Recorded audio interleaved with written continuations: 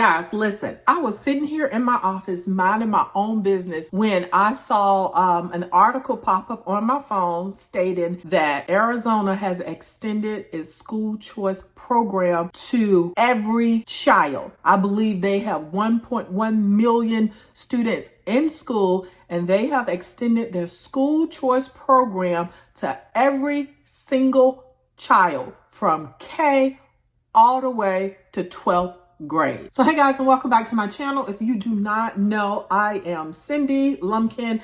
I am a teacher who happened to have started her own school about 10 years ago now. Oh no, 8 years ago now. One of the things that I do is I make inspirational videos for teachers, period. Whether you are staying in public schools, whether you're leaving public schools, I try to give you guys information, motivation, right? In addition, there's some teachers who are very much interested in starting their own school. I help some teachers who are really serious about this journey start their own school. I had to jump on and really tell you guys about what's happening in our world. And it's so funny. I was commenting to some of the people who have commented on some of my videos, and I wish I knew his name, but this guy today, or maybe he left a comment yesterday, he basically said, people are not paying attention, but the public education system is crumbling. People better wake up. And I was like, yeah, you are so right, blah, blah, blah, blah. So for this article to pop up now, it's just like, right? I don't even know if I want to use the term crumbling, okay? I don't want to say that because that's not something that I want to see. But here's the reality. We have not on a nationwide scale recognized that there is something horribly wrong with our educational system. And I'm not even talking about just from the student's perspective. I'm talking about from the teacher's perspective. I feel like every school district in America who are feeling like these teachers shortages, bus drivers shortages or whatever, they're just plowing through, right? And obviously they have to keep going.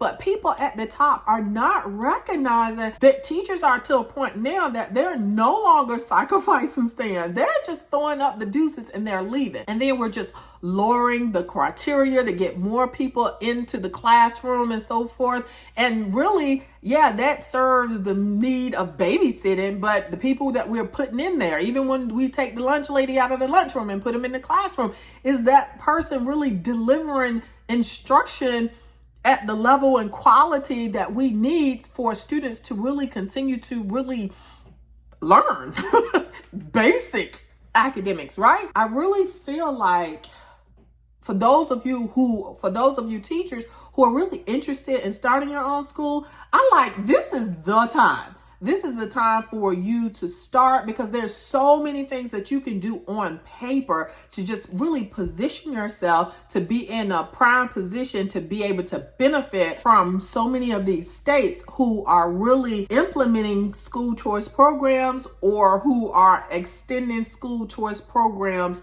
for everybody, like Arizona. I don't know if you are listening to this, I don't know if you know the magnitude of that, right? So the article said that they were giving students who did not have disabilities upwards of $6,600. So that means a child with some type of learning difference or served in the special education program would get more than that. And I'm thinking in my head, to do this type of video, and just depending on how far it gets, I could really get some backlash, right? Because there are a lot of people who don't agree with school choice. And to be real honest with you, I was one of those people. I was a fierce advocate for students from low income, impoverished areas. And I really felt like, hey, if they take money and it's taking money out of this. But since I've been running my own school, I started to see the game, people. And one of them is, first of all, forget thinking that rich people are just going to use your money or tax money to send their kids to these little rich schools. No, they're going to do that anyway. And they have enough money to do that without our $6,600. I'm saying ours. I'm not from Arizona. But you get the point that I'm making. And I'm not minimizing the fact that, with more funds leaving the public schools in these types of states, that it might make it harder for kids who choose or who stay in public schools. But here's the reality. School is not working. So no matter if you're asking people to stay in these places, it's not working. And the people who are hurting the worst are the low income people. And we are creating these situations where we're causing generation after generation to be impoverished because they're not receiving a good education, particularly. And I can speak to like the urban sector. I'm in a place, every time somebody kind of brings that up to me, I'm like, explain to me how I can go in the roughest neighborhood and they have a multi-million-dollar updated building. Every child in the building gets a learning device, whether it's a laptop or a tablet. Every child has access to a nurse or two nurses. If you can't see and you don't have insurance, you get your eyeglasses. Like when I tell you, in some places, in some urban sectors where I have personally served, I'm not saying that they met the need for these kids who are in poverty, but what I'm saying is they give you so many resources, okay? And do they need more? Yes, but it's a heck of a lot more than some other places, particularly when you're talking about rural area, and it's still not working. So that's why I cannot stay on that bandwagon about saying, hey, school choice is going to hurt public education. No, public education is hurting public education. And the best thing I feel like we can do for kids who are in poverty and kids who have learning disabilities that the schools are not being able to remediate is to give them options to go to private school. Now, I know your next thing. It's like, well, this little $6,600 is not going to be able to go to your typical private school. You are absolutely right. So that's both sides can get it from me. And those state legislators know that, right? The typical private school is going to cost more than that, particularly when you think about the fact that you still have to buy books, that most of them don't do transportation. You're going to have uniforms and all of this good stuff, right? Once again, no matter what we do, no matter if we implement school choice or don't, you're still going to have a segment of the population who's going to get hurt. But here's the thing. Here's how to minimize that. You hear how passionate I am? And I'm like, I know I'm all over the place because I promise you, I did not plan this video out. I just jumped up here and started talking. I am passionate, and I will never, I would not be happy working with probably middle on up kids. Because it's not a challenge. It's like, y'all got everything. Your parents, if I'm not doing a good job, they can go get a tutor, and they generally do. I like that middle class on down population. And over 95% of the kids that I serve in my school is that and lower, like working class and maybe even on government assistance. So when you find someone like me, and I feel like there's so many of us out there who can start these small schools, which is what is needed for a lot of this segment of the population that we so fiercely fight for, right? But we want to keep them in a public sector that is really not helping them. You have these kids who need so much more. Forget academics at this point. They need so much other stuff because they have so much trauma going on in their life. And really, that's why they're not learning in public schools, because when public schools come, they're saying, sit down. We're going to go to this class. We're going to teach from bell to bell, and we're going to do it. And those kids can't handle it, right? They're cussing out the teachers. Why? Because, whatever. And then the teachers can't get back with them, not meeting, fight them, but even just giving some serious tough love. Once again, I know because I had some of them same students. And one of those students right now just finished up a 4-year degree, which has taken him, almost 9 or 8 years. And listen, he got kicked out of public schools, and he deserved every bit of that kicking, right? But he was so still deserving of an education. And the only reason why he was able to get an education because this here passionate teacher said, hey, I no longer like what this looks like in public schools. And I know that there's something different. Someone found him. I took a chance on him. And you know what? It was baby steps. It wasn't perfect. If I could tell you some of the stories that I went through with this big-head child, and I need to send him this video because he's just going to laugh or whatever. But when I tell you every headache, every misstep, whatever, everything everything that I went through was worth it, because this young man has changed the trajectory of his lineage. Okay, we're talking about a young man, and I'm getting so emotional that father has been incarcerated for all of his life. His mom had so many other kids. Like, this child has raised himself, okay? And we don't like to look at people's backstory to explain behaviors that we see, but he is this child like so many others who never really had a shot. Like, if he wound up in jail, you understood why he wound up in jail. And that is not fair. And what saved his life was this little bitty small school that even when he made poor decisions, that itty bitty small school was able to say, listen, boy, or I'm going to give you another chance. Or listen, no, we snatching this from you. And because I'm telling you, even though I lowered the bar, I raised the bar. I lowered the bar, I raised the bar. And he thought one year he thought he was finished. Oh no, do you just look at your attendance record. I cannot in good conscience give you your credit so that you can continue on. Oh, he was so heartbroken. So heartbroken. But you know what? The relationship that I had built with him, he looked at me and he said, you know what, Miss Lumpkin, you're right. He came another year, knocked it out the park, went on to his 2-year school, took him about 3.5, 4 years to finish that, went on to a 4-year school, another 3, 2.5. Listen, that baby has a college degree.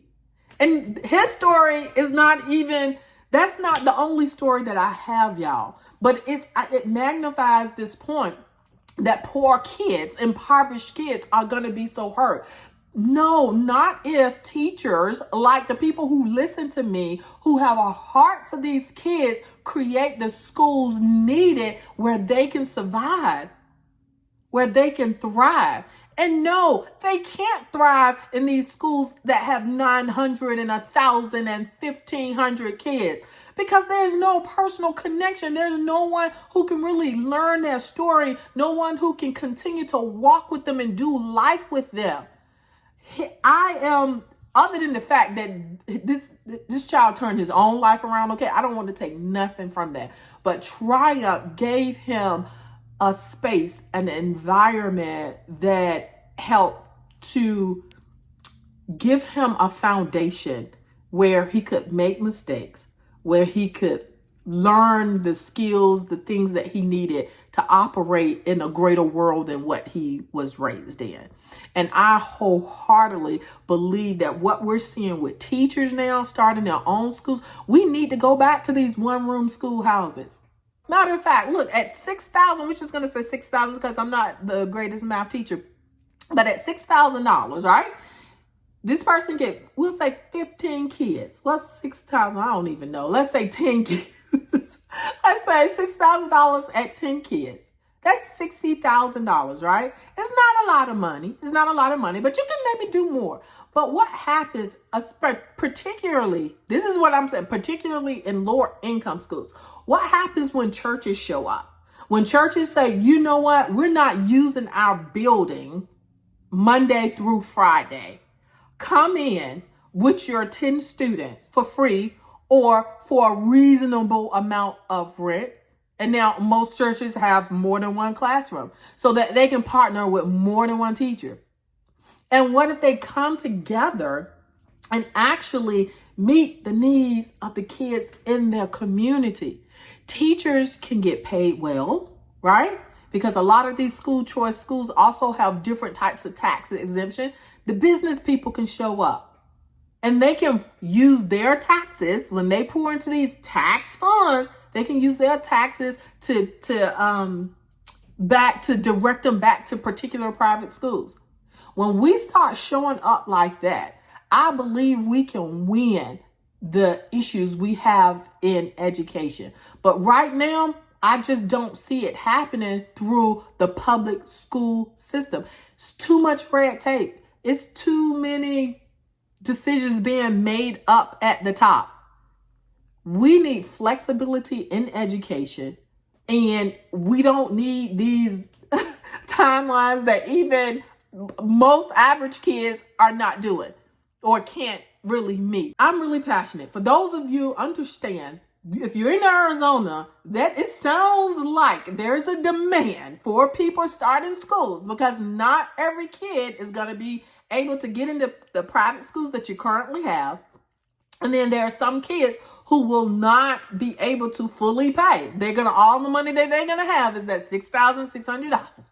And so they need some teachers who are going to say, okay, we can create some programs where you can come in with your $6,600. And there's so many different ways or different models of school. Like, once again, COVID taught us that we don't have to be in the classroom every single day to learn.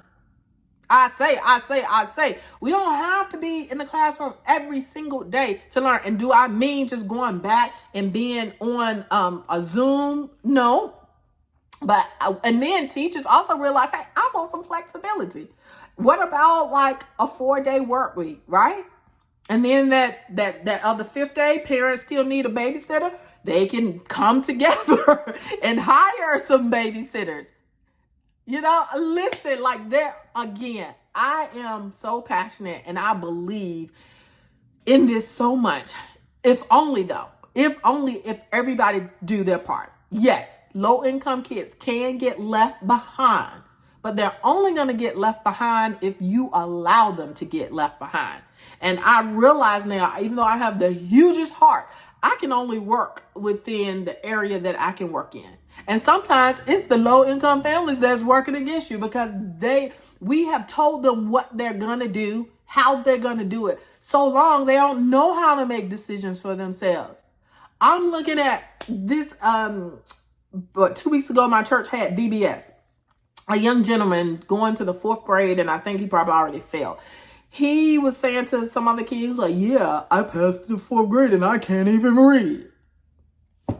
Listen, if somebody is able to say that, and I know he can't read because somebody told me he couldn't read. Somebody that know his family or whatever told me that he couldn't read, and to make sure, that I don't really, put that challenge in front of him and all of that good stuff. Public schools, for whatever reason, has not worked. And I'm not even going to disparage them because I don't know what his education looked like, but I can say it is not working. And he's going to the 4th grade and he has already failed. So do we just continue to allow a kid to stay in this same system and cycle? Like, the older he gets, the chances of him ever learning to read diminishes, right?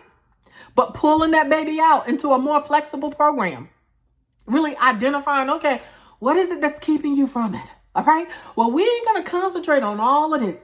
Come on, let's go back to the basics, and we're going to stay here. Okay. We're going to give you your hour right now. We don't want to wear you out. We're going to let you, do some things over there. And then maybe later we're going to come back. Like, public schools just don't have that luxury. And I have taught kids how to read, working with them 15 minutes a day, saying, let's make a deal. You want to play on your phone? Okay. You got to give me my time, and then I'll give you your time.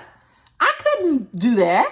I couldn't do that in public schools. And before you think, oh my God, you're creating chaos. No, because I still created an environment where all of my students knew that we all showed up with different skills. And I had different expectations to an extent for each child. No, you don't have his issues. No, you are able to sit here for this 45-minute class. No, he cannot sit there for this 45-minute class.